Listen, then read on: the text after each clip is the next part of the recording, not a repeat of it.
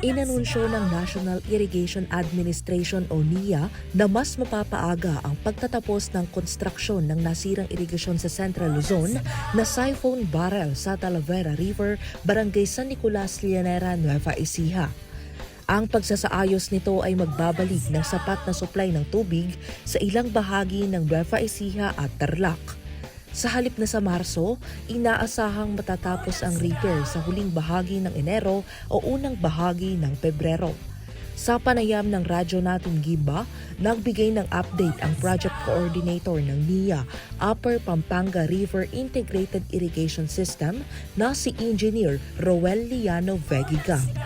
Nasimulan na umano ang pagbubuhos ng semento sa Joint No. 3 noong January 10, 2026.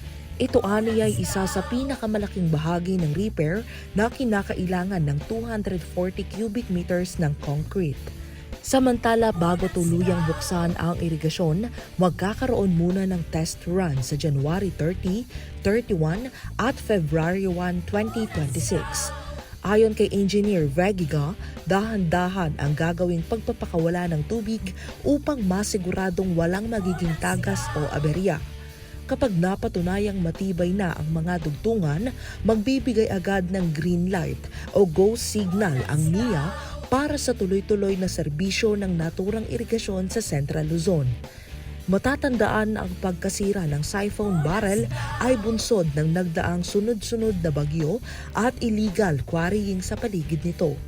Dahil sa pagkuha ng graba, lumitaw ang tubo na dati nakabaon sa ilalim, kaya ito ay tinamaan ng mga debris. Agad namang naghain ng reklamo ang NIA na nagresulta sa suspensyon ng mga quarrying operations sa lugar. Target ng NIA na matulungan ang 25,000 na magsasaka na makahabol sa double dry cropping season ngayong taon, kaya pinapabilis ang pagkukumpuni ng nasirang irigasyon. Ako po si Carmel Joy Miguel, nag-uulat para sa Balitang Unang Sigaw.